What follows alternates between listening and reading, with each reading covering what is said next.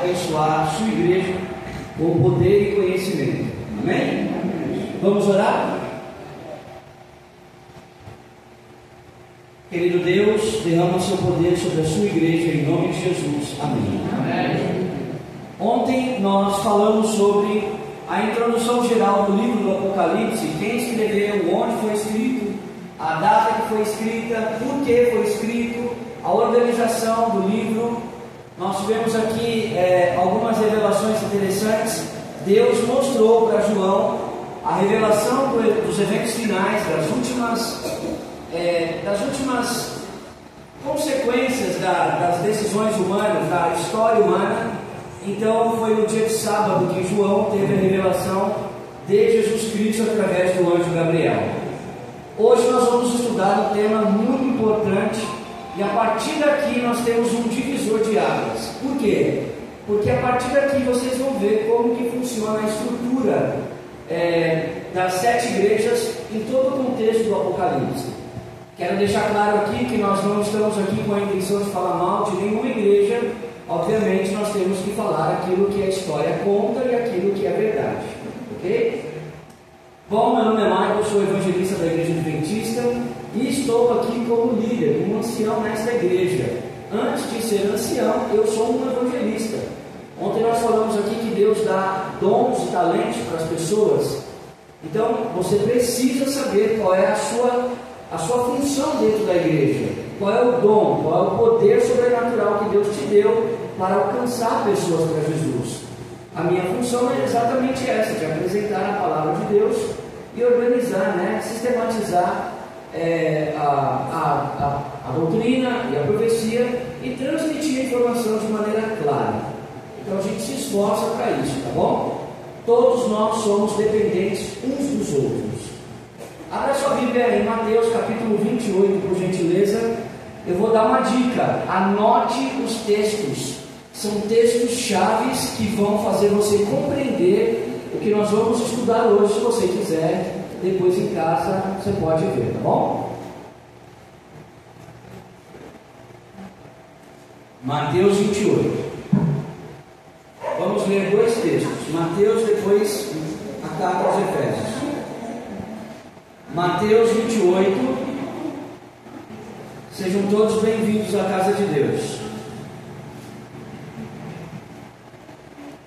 Verso 18 em diante. Mateus 28, 18 diz: Jesus, aproximando-se, falou-lhes, dizendo: toda autoridade me foi dada no céu e na terra.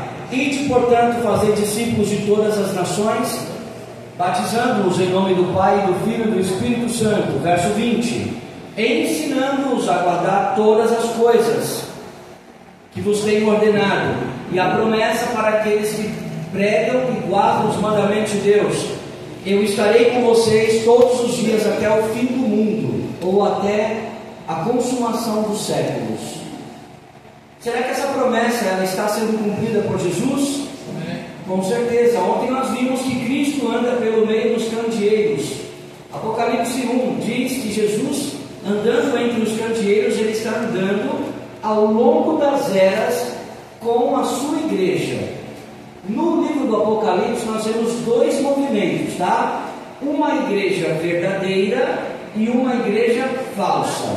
Mas há teólogos dentro da Igreja Adventista que dizem que é apenas uma única igreja, que esta igreja se corrompeu ao longo do caminho. Quando nós chegarmos lá no capítulo 13 e no capítulo 18, nós vamos ver qual é a teoria, ou a sistematização que está mais correta com relação a isso. Abra sua Bíblia em Efésios, por favor, lá no capítulo 5. Como Jesus trata a sua igreja, e é sobre isso que nós vamos estudar hoje. Efésios capítulo 5. Efésios 5. Abra a sua Bíblia em Efésios capítulo 5, verso 25 em diante. Efésios 5, 25 diz assim: maridos, amai vossa mulher como também Cristo amou a igreja e a si mesmo se entregou por ela. Para que Jesus se entregou pela igreja? Verso 26: para que a santificasse, tendo-a purificado por meio da lavagem de água pela palavra. Para quê? Verso 27. Para apresentar a si mesmo igreja gloriosa, sem mancha, nem ruga, nem coisa semelhante, porém santa e sem defeito. Amém? Amém. O propósito de Jesus na sua e na minha vida é apresentar você e eu ao Pai, de modo que Ele nos aceite sem mancha e sem mácula. Amém, irmãos? Amém. Mas esse não é um processo simples, porque esse processo ele está durando 2000 anos. Ontem nós vimos que o livro do Apocalipse ele tem uma estrutura gramatical, mas ele tem uma estrutura de linguagem, de comunicação. Vocês viram que Deus ele não fala de modo claro para aqueles que não conhecem os símbolos proféticos. Lembra que nós vimos ontem lá no capítulo 8 de Lucas e depois lá em Coríntios? Provavelmente as pessoas que não entendem a palavra de Deus é porque elas ainda são infantis na fé e não desejam buscar de todo o coração ou ter as revelações vivas e latentes na sua mente. Paulo chama pessoas assim de infantis ou carnais. Eu não estou julgando ninguém, pelo amor de Deus, irmãos. Ninguém precisa ser PhD em profecia ou em doutrina. Mas o mínimo você tem que conhecer. Porque Satanás ele conhece a palavra de Deus muito bem. E ele usa a palavra de Deus para distorcer a verdade. Então, qual é a diferença entre a igreja verdadeira e a igreja falsa? A igreja verdadeira tem uma doutrina pura. A Bíblia não está dizendo que Jesus purifica a sua igreja aqui em Efésios? Então a igreja ela não pode ter mancha, não pode ter erro misturado com verdade. Mas nas igrejas comuns tem verdade. 99% pode ser verdade, mas 1% contamina toda a doutrina. Então 99% de verdade é 100% de mentira. Tudo bem? Avançando. O número 7 vai aparecer, como nós vimos ontem, Deus fala através dos números também. Não acreditamos em numerologia, tá? Mas, por exemplo, o número 3, o número 4, o número 7, o número 12, o número 70 vai aparecer na Bíblia. E aqui nós vemos no livro do Apocalipse uma estrutura de 7. O 7 é o número da perfeição e da plenitude. O número 6, por exemplo, é o número do homem. O homem foi criado em qual dia? No sexto dia. 666 é uma oposição do homem contra o Criador. Mas o homem ele não está sozinho contra o Criador. Ele está com um poder político e religioso por trás, atuando para diminuir a influência da palavra de Deus na humanidade. Mas quem dirige tudo isso é Satanás. Isso tem que ficar muito claro na nossa mente. O número 7 indica plenitude e simboliza o fato de que as mensagens se estendem até que tempo, irmãos? O tempo do fim. Então vamos lá. O tempo do fim começou em 1798, quando o Papa foi preso. O Papa Pio VI foi preso. Se você não acredita nessa informação, vai lá no Google e pergunta: o Papa foi preso alguma vez na história? Vai aparecer exatamente esse evento aqui. O tempo do fim ele começa exatamente quando o Papa é preso, cumprindo uma profecia de Daniel, lá no capítulo 7, verso 25. Tudo bem? Bom, então o número 7 indica a plenitude e simboliza o fato de que as mensagens das 7 igrejas se estenderiam até o nosso tempo. Avançando. Enquanto os símbolos usados revelam o estado da igreja nos diversos períodos da história do mundo. O que isso quer dizer, Michael, eu quero saber se essas 7 igrejas elas são literais ou se elas são simbólicas. Nós temos 2 respostas. Elas foram literais e elas são simbólicas no sentido de que Cristo colocou cada igreja com uma datação e dentro dessa datação ocorreram eventos que mudaram a história, tanto do cristianismo quanto da humanidade. Tudo bem, gente? Então, estão acompanhando o pensamento? Vamos lá então. Bom, eu sou professor de história, então para mim fica muito fácil, graças a Deus, discorrer sobre alguns eventos históricos, e aí você pode depois confirmar nos livros de história ou até lá no Google, tá certo? Vamos lá então. As 7 igrejas são Éfeso, Esmirna, Pérgamo, Tiatira, Sardes, Filadélfia e Laodiceia. Essas igrejas existiram na Ásia Menor, onde está hoje a Turquia, e João estava em Pátimos. Vou mostrar o mapa para vocês. Mas como que o Apocalipse chegou a essas igrejas? Lembra que eu falei ontem que houve ou havia um correio oficial do Império Romano? Bom, há uma máxima em filosofia que diz assim: todos os caminhos levam a Roma. Vocês confiam nisso? Sim, a malha viária de Roma era uma malha viária extremamente eficiente. Existiam 3 nações que dominavam ali o mundo antigo há 2000 anos atrás. Primeiro, eram os romanos, e eles tinham umas características interessantíssimas, que eu vou falar do correio. Segundo, eram os gregos, e em terceiro, os hebreus ou os judeus.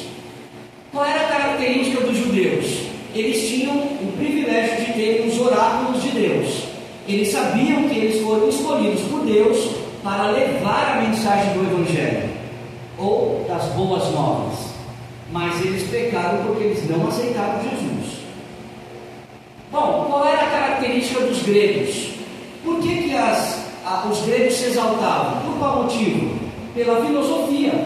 A palavra filosofia quer dizer amor à sabedoria. Todas as ciências humanas, todas as ciências do mundo passam pela filosofia, mas a filosofia bíblica é totalmente diferente da filosofia humana. Então os gregos, eles começaram a sistematizar o pensamento humano, organizar os pensamentos, e eles disseram que a razão se sobressai a um Deus Criador. E os romanos, qual era a característica deles? Eles eram extremamente organizados, tinham uma malha viária muito bem definida, eles conseguiam chegar em quase todos os pontos do seu império muito rápido com o seu exército, e o correio funcionava muito bem. João, quando estava em Pátimos, ele escreveu as revelações que ele teve do anjo Gabriel e do próprio Jesus, e ele sistematizou organizou todo o livro que se chama, Apocalipse, Revelação, mas ele mandou uma carta para todas as igrejas, e ele usou o correio oficial de Roma. Quando os romanos viram o que estava escrito em símbolos, em metáforas, usando simbologias de números e de eventos e de, por exemplo, bestas, animais, eles olhavam e falavam assim: isso aqui não tem nada a ver conosco não. Mas se João tivesse escrito de modo literal, eles iriam barrar o livro do Apocalipse e nós não teríamos chance de ter essas informações hoje, há 2000 anos depois de João. Então o correio oficial foi utilizado por João para levar a mensagem de Deus, amém? Amém. Bom, nós temos aqui uma estrutura, que eu mostrei ontem, mas agora nós temos aqui João em Pátimos, escrevendo o livro do Apocalipse no ano 95, 96 da nossa era, depois de Cristo. Nós estamos aqui no mar Egeu, ok? E aqui é o Mediterrâneo, aqui começa a Europa, aqui nós temos o Oriente, e aqui o Oriente Médio, e aqui a Ásia, desse lado do mapa do mundo. Então João estava aqui numa ilha grega, toda essa região aqui é a Grécia, tá? Um lugar muito bonito, inclusive. E todas essas igrejas que estão nessa costa tinham influência da Grécia. Eles não acreditavam em um Deus que morria e ressuscitava. Paulo, ele chega a pregar em Atenas aqui, e ele fala para os grandes filósofos do seu tempo, tá? Paulo era um dos homens mais inteligentes do seu tempo. A profecia diz isso. Bom, João está aqui agora e ele escreve para todas as igrejas a mesma mensagem, mas para cada igreja tem uma mensagem específica. Essas igrejas, como eu disse, existiram, elas estavam lá atuando ativamente há 2000 anos atrás. mas cada igreja simboliza um período no cristianismo. Então agora eu vou fazer a primeira pergunta para a igreja. Qual foi o ano que Jesus foi definitivamente para o céu? Ano 31 da nossa era. Ele morreu com 33 anos, mas no ano 31 ele foi para o céu. Que coisa maluca! Como que Jesus poderia ter 33 anos e meio e ter ido para o céu no ano 31? A Igreja Católica Romana alterou o nosso calendário. Nós vamos falar disso lá no capítulo 13, tá bom? Já estou dando algumas palhinhas aqui para vocês. Bom, a mensagem do Evangelho aqui de João, no caso, o Apocalipse foi escrito por João e Patmos, mas ela percorreu todo esse caminho aqui. Bom, nós temos aqui uma apresentação de Jesus Cristo no livro do Apocalipse. Jesus Cristo é visto glorificado, irmãos. Jesus Cristo, ele tem sim o seu corpo perfeito, a sua apresentação, a sua aparência é totalmente diferente de quando ele esteve aqui na terra, mas agora João vê Cristo glorificado, com vestes reais, vestes de um rei. A Bíblia fala que Jesus Cristo está, então, agora no céu, atuando a favor da humanidade. Então, o livro do Apocalipse apresenta Jesus de cabo a rabo. Tudo bem? Avançando. Vai lá em Apocalipse capítulo 2, verso 1. Vamos ver? Nós não vamos ler todos os textos, porque não dá tempo, mas vamos tirar o essencial. Então, a mensagem de hoje é uma mensagem que fala sobre as 7 igrejas no seu contexto histórico. Tudo bem? Apocalipse, capítulo 2, verso 1. Isso, vamos lá. Ao anjo da igreja em Éfeso escreve. Até aí. Qual é a primeira igreja, irmãos? Todas as igrejas que tem no livro do Apocalipse, as 7 igrejas, sempre Jesus que vai falar. Então ele se apresenta com uma repreensão, um elogio, um conselho e uma promessa. Essa é uma estrutura de Jesus ao conversar com as 7 igrejas. Se você ler com calma na sua casa as 7 igrejas, sempre vai ter uma repreensão, um elogio, um conselho e também uma promessa. Mas, Michael, a palavra Éfeso, no grego, quer dizer o quê? E qual tempo esta igreja, Éfeso, corresponde no tempo do cristianismo? Está aqui, ó. A palavra Éfeso, em grego, quer dizer no português desejável. Ela foi do ano 31, quando Jesus foi para o céu, e esse período desta igreja, Éfeso, foi até o ano 100. Então, Mário, do ano 31 até o ano 100, o que aconteceu na história do cristianismo? E por que ela se chama desejável?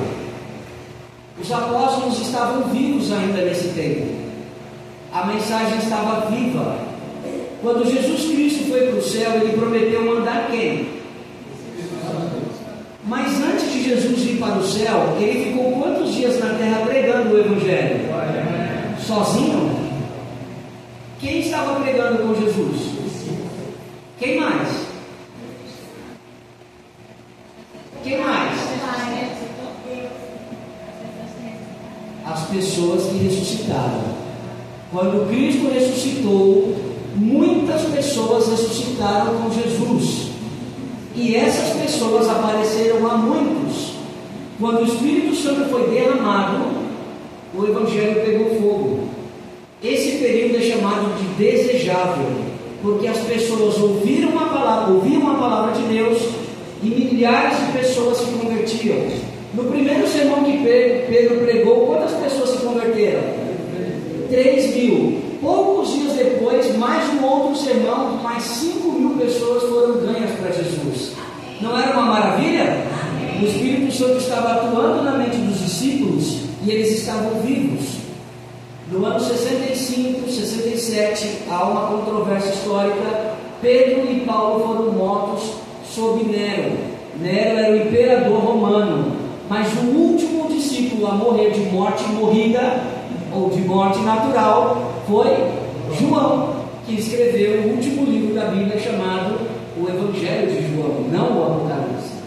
Michael, o que aconteceu do ano 31 ao ano 100 na história do cristianismo? Então vamos lá. Jesus morreu no ano 31. Ele foi crucificado, mas ele ressuscitou ao terceiro dia. Isso aconteceu no ano 31. Nós tivemos também o evento do Pentecostes. A palavra penta quer dizer 5 ou 50. Quando os irmãos evangélicos dizem que são pentecostais, eles estão falando não do evento que o dia do Pentecostes era uma festa judaica. Eles estão falando do evento do derramamento do Espírito Santo. A igreja adventista é pentecostal? Claro que é. E a verdadeira igreja pentecostal? Ou não temos o Espírito Santo atuando na mente das pessoas? Mas o dia do Pentecostes não foi um evento para marcar só a descida do Espírito Santo. Era uma festa judaica. E Deus utilizou a festa judaica para pregar o Evangelho para milhares de pessoas que estavam em Jerusalém. Então a palavra Pentecostes tem a ver com uma festa judaica. Penta quer dizer 50 dias depois da Páscoa. Jesus morreu em qual festa judaica? A Páscoa. Ele era o Cordeiro Pascual. 50 dias depois, o Espírito Santo foi derramado. Também do ano 31 até o ano 100, Jesus foi entronizado no céu, irmãos. Cristo foi com milhares de anjos para o céu, e ele foi recepcionado pelos anjos lá no céu, na cidade celestial. Vocês querem ver na Bíblia como foi essa recepção de Jesus ao chegar nos portais celestiais e ser entronizado? Abra sua Bíblia no capítulo 24 de Salmos. Salmos 24. Como foi que Cristo foi recepcionado no céu? Jesus subiu ao céu com milhares de anjos e muitas pessoas que ressuscitaram. Mas como ele foi recepcionado no céu? Salmo 24. No Salmo 24 vocês vão ver Gabriel falando.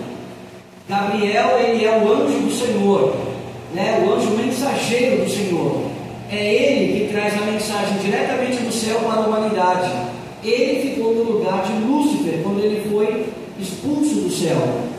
Então Gabriel, Salmo 24, Gabriel, ele coordena o cortejo celestial para recepcionar Jesus nos portais celestiais.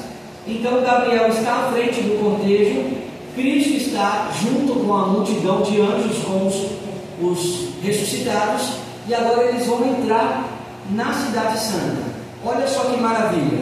Verso 7, Gabriel falando: levantai, ó portas, as vossas cabeças, levantai, ó portais eternos, para que entre o Rei da Glória. E os anjos de dentro da cidade de Deus retrucam esta música celestial, né? Quem é o Rei da Glória? Os anjos de dentro da cidade. Gabriel: o Senhor forte e poderoso, o Senhor poderoso nas batalhas. Levantai, ó portas, as vossas cabeças, levantai-vos, ó portais eternos, para que entre o Rei da Glória. E os anjos de dentro dizem: quem é o Rei da Glória? E Gabriel responde: o Senhor dos Exércitos, Ele é o Rei da Glória. Cristo, quando foi para o céu, foi recepcionado desta maneira, irmãos. Ele foi entronizado. Nós lemos lá em Mateus 28, 18: toda autoridade me foi dada no céu e na terra. Agora ele se torna o nosso representante diante do Pai. E Satanás então é expulso, segundo a profecia, pela segunda vez. Vamos tratar disso um pouco mais para frente, lá no capítulo 12. Bom, nós temos aqui uma repreensão em Apocalipse capítulo 2, na 7ª igreja, para a doutrina dos Nicolaítas. Por favor, irmãos, abra sua Bíblia lá em Apocalipse capítulo 2, verso 6. Vale a pena vocês observarem. Lembrando que estudar profecia não é rápido, e os detalhes fazem toda a diferença na nossa fé.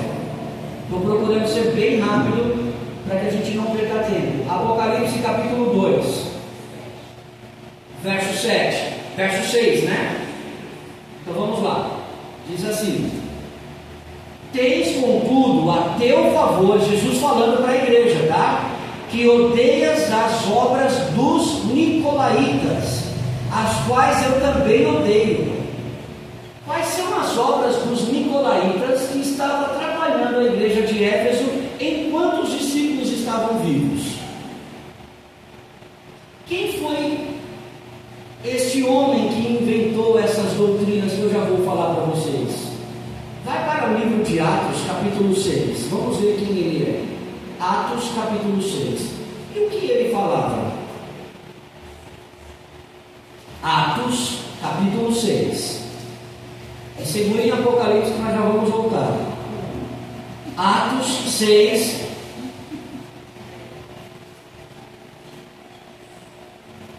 Do verso 3 ao verso 5. Atos. Pode passar, irmã. Pode. Não, tá perto. Achou? Qual livro que você está, irmã? Isso, capítulo 6. A partir do verso 3. Mas, irmãos, escolhei entre vós 7 homens de boa reputação, cheios de quem?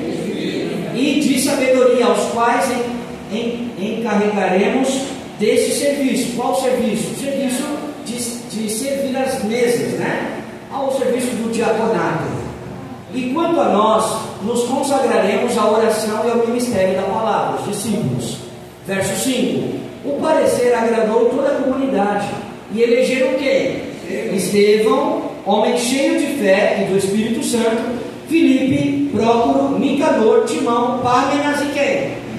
Nicolau, prosélito de Antioquia. Nicolau foi aquele que colocou uma doutrina nova chamada a doutrina dos nicolaítas. Nicolau acreditava que era necessário o homem ter mais de uma mulher, por exemplo. Ele pregava sobre a poligamia. E ele também desconsiderava que Cristo era uma divindade. Então os problemas que os cristãos estavam enfrentando com essas doutrinas de Nicolau era uma doutrina espúria, que estava atrapalhando o desenvolvimento do cristianismo. Nicolau vai aparecer novamente no livro do Apocalipse um pouco mais para frente, depois nós vamos falar um pouco mais dele. Avançando, e o que mais aconteceu no ano 31? A morte de quem? Muito bem, então no ano 100 morre João, ok? Vamos então para a destruição do templo. No ano 70, o templo de Jerusalém foi totalmente destruído. Vamos tratar desse assunto nos próximos capítulos dessa novela. Aqui nós temos um afresco que foi pintado, né, no século XVIII, de como foi então a invasão de Tito com o Império Romano destruindo lá o templo de Jerusalém, que era uma maravilha do templo antigo, né? Nós temos aqui um relato histórico, foi tirado do livro de Flávio José. Ellen White utiliza as fontes primárias, né? Flávio José era um historiador judeu que trabalhava para o Império Romano. E Flávio José esteve em loco, ele estava lá. Ele tentou interceder com os judeus que estavam dentro da cidade para que eles se entregassem. E os judeus começaram a blasfemar e jogar pedras nele. Então, o exército inflamado pelo diabo lançou várias lanças, né, ou flechas com fogo, e aí começou a pegar fogo, e o exército então entrou na cidade de Jerusalém e matou mais de 1 milhão de judeus. Nenhum cristão foi morto. Mas vamos falar um pouco disso para frente. Ellen White, o sangue corria como água pelas escadas do templo abaixo. A profecia diz que milhares de pessoas eram empilhadas, mortas, e o sangue escorria como se fosse uma cachoeira. Um morticínio terrível. Vamos para a segunda igreja, capítulo 2, verso 8 do Apocalipse. Vocês estão acompanhando, queridos? Vamos lá então. Apocalipse capítulo 2, verso 8 diz: ao anjo da igreja em Esmina escreve. Até aí, olhem para cá. A palavra Esmina no grego quer dizer o quê? Quer dizer cheiro suave. Foi do ano 100 até o ano 313. O que aconteceu na história do ano 100 até o ano 313? E por que a igreja de Esmina tem esse nome, cheiro suave? Alguém aqui já fez perfume alguma vez? Vocês sabem, irmãos, que para você tirar a essência de uma planta, ou da esmina, para você tirar a essência, o cheiro, você tem que amassar, não é? Sim ou não? Depois você coloca óleo, coloca um pouco de álcool, né? E a essência começa então a sair. Aí é extrair a essência e o perfume está feito. Basicamente isso. Nesse período, os cristãos sofreram demais. Começaram as sistematizações e perseguições contra o cristianismo. Nós tivemos 3 perseguições na história e teremos uma quarta que vai ser maior, mais intensa, mas com um curto período, que é no nosso tempo. Tivemos a primeira perseguição dos judeus contra os cristãos, tivemos a perseguição do Império Romano contra os cristãos, que é esse período, e tivemos a perseguição da Igreja de Roma contra os cristãos. No nosso tempo teremos os Estados Unidos da América, junto com a Igreja Romana, perseguindo os cristãos, mas vai ser um curto tempo. Vamos lá. Bom, a palavra esmina quer dizer então cheiro suave. Os cristãos foram esmagados, amassados, foram mortos, sem piedade. Milhares de pessoas morriam, mas quanto mais cristão morria, milhares de outras pessoas se convertiam ao cristianismo. A história conta que o sangue dos cristãos era como semente, e as pessoas do Império Romano viam aquelas pessoas sendo destroçadas por cachorros, feras, né, leões nas arenas, e eles olhavam e eles não esboçavam nenhum tipo de reação, eles não ficavam chorando, suplicando, não, eles morriam com honra. Queridos irmãos, será que nós estamos prontos para morrer assim com honra? Queimados, cachorros comendo uma pessoa viva? Que coisa terrível, irmãos. Vamos lá. Olha só, milhares de pessoas nos teatros romanos. Posso falar uma coisa aqui que talvez você nunca tenha ouvido na sua vida. Esses teatros romanos, eles eram utilizados, ó, vocês estão vendo tochas humanas aqui, ó. Roma tinha o Império Romano tinha um provérbio que dizia, né? Pão e circo. Os imperadores davam pão e circo. O circo romano era esse aqui, ó, matar cristãos. E também os gladiadores, obviamente, se matavam, né? Mas os cristãos, eles eram mortos. Pão e circo. Então, o Império Romano não conseguia controlar a população. O que eles faziam? Faziam arenas e dava a morte como uma recompensa para eles observarem isso, para eles esquecerem os problemas sociais. Que coisa terrível, irmãos. Mas vamos avançar. Nós temos então a igreja de Deus sendo perseguida pelos imperadores. Nós temos aqui perseguições locais com Trajano, Adriano, Antonino Pio e Marco Aurélio. Marco Aurélio, ele era um matemático e era filósofo também, um homem extremamente versado, mas ele odiava o cristianismo. Nós temos agora uma perseguição sistematizada, não era só local. Esses imperadores começaram a atacar literalmente todos os cristãos no império. Então nós temos aqui Décio, Treboniano, Galo, 2 anos ele ficou aqui aproximadamente, e Valeriano. Esse aqui foi muito cruel. E nós temos aí o auge da maldade sistematizada pelo Império Romano por esse endemoniado aqui chamado Diocleciano. Foi Diocleciano que colocou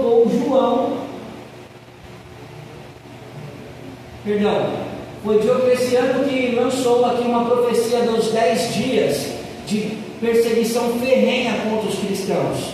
Nós vamos falar aqui, ó, o auge da maldade contra a igreja. Diocleciano, ele estava nesse período e ele foi responsável por uma profecia que está no capítulo 2, o verso 11. Vamos ver? Abra sua Bíblia. Capítulo 2, liga a luz, por favor, gente. 2, verso 10, perdão. Apocalipse 2, 10. O outro imperador que mandou matar João e ir para baixo foi Domiciano. Domitiano. Deu branco, obrigado. Vamos lá. Diocleciano ele foi responsável por essa profecia aqui, ó. Capítulo 2, verso 10. Não temas as coisas que têm de sofrer. Eis que o diabo está para lançar em prisão algum de vocês, para ser dispostos à prova. E tereis tribulações de quantos dias? Quanto é um dia profético? Um ano. Então, essa profecia durou 10 anos. Avançando. Nós temos os 10 dias de tribulação. As arenas romanas eram utilizadas para matar os cristãos. Há teólogos hoje que dizem que os campos de futebol, as arenas hoje, serão utilizadas para matar milhões de cristãos também. Vocês entenderam o que eu falei? Eu não sou contra o esporte, mas essas arenas que são feitas para espetáculo têm o mesmo espírito das arenas de Roma. E eu vou falar aqui uma coisa muito séria, irmãos. Não é um ambiente para você. Ok? Estádio de futebol não é um local para cristãos estarem. Você pode concordar ou não, com o direito seu. Bom, vamos lá. Então a igreja passou por uma purificação através do martírio. Milhares de pessoas morriam, mas outras tantas milhares se convertiam ao cristianismo. Capítulo 2, verso 12. Terceira igreja. Vamos lá, irmãos. Diz assim: estas coisas diz aquele, ao anjo da igreja em Pérgamo, escreve. Até aí. Pérgamo, a palavra em grego quer dizer elevação. Pergunta: será que foi sempre o plano de Deus nós termos igrejas enormes? Ou Deus queria que as igrejas fossem pequenas como a nossa? O que vocês acham? E por que nós temos milhares de igrejas enormes? Esse é o período da elevação. O cristianismo agora, ele passa de ser perseguido e torna-se uma religião oficial do Império Romano, por causa da rainha Helena, a mãe de Constantino. Ela se torna cristã e ela começa a criar as grandes catedrais. Então, irmãos, a elevação é a exaltação de uma nova religião. Milhares de igrejas espalhadas no mundo são criadas não como espaços pequenos, espaços enormes. Ano passado, eu, a Tainara e o Paulinho, e meu filho Caio, mais velho, nós fomos até a Basílica de Nossa Senhora Aparecida como um evento cultural. Irmãos, quem já foi naquele local sabe que ali parece que você está entrando num outro planeta. Se só de você entrar, você olhar aquela cúpula enorme, parece que não tem fim, e aquelas gravuras maravilhosas, parece que você está no céu. As músicas, a reverência, mas a doutrina não está de acordo com a palavra de Deus. Sabe por que foram criadas grandes igrejas no mundo? Para que a pessoa ao entrar tivesse o impacto que eu tive ao entrar na Basílica de Nossa Senhora Aparecida. Você entra num local assim, você se sente muito importante. Você sente realmente que você está na presença de uma coisa maior, que alguns chamam até de Deus, né? Mas, irmãos, nunca foi plano de Deus termos grandes igrejas. Quantos discípulos Jesus chamou? Você sabe a diferença de uma igreja pequena e do templo de Jerusalém? Nós vimos ali as congregações pequenas. Sabe quantas pessoas cabiam dentro dessas igrejas, onde Jesus pregou em vários lugares? 80 pessoas. O templo de Jerusalém cabia milhares de pessoas, mas elas ficavam fora também, né? Tanto é que eles chamavam tendas fora da cidade ali, né? Do templo. Mas, irmãos, com a rainha Helena, essas coisas começaram a acontecer e hoje parece que é moda. Toda a igreja que começa a crescer, ela tem milhares de pessoas indo para essas igrejas, um local enorme. Uma vez, eu não sei se a Tainara lembra, que nós fomos até o Braz, eu passei na frente lá da casa, como é que chama aquela igreja? Templo de Salomão. Meus irmãos, aquilo é impressionante, é enorme aquilo, mas não está de acordo com a Bíblia. Vamos avançar. O que aconteceu no ano 313 até 538? Temos então o paganismo entrando dentro da igreja. É aqui que o cristianismo na história começa a se corromper. É aqui que começa a ter uma divisão entre aquilo que a Bíblia fala e aquilo que a igreja fala. Nós temos agora a conversão do imperador Constantino Magno, Constantino I, de 306 até 337. Ele se torna cristão entre aspas. Ele usa o cristianismo para se popularizar e para promover um pensamento que ele tinha. Vocês que já estudaram história na escola sabem que o Império Romano estava perdendo o poder no quarto século. O Império Romano cai na história no ano 476. Mas no quarto século, Constantino muda a capital do Império Romano, de Roma, para uma cidade que ele criou com o nome dele, chamada Constantinopla. E aí nós temos uma divisão dentro do Império Romano, historicamente falando. Temos então o Império Oriental e o Império Ocidental.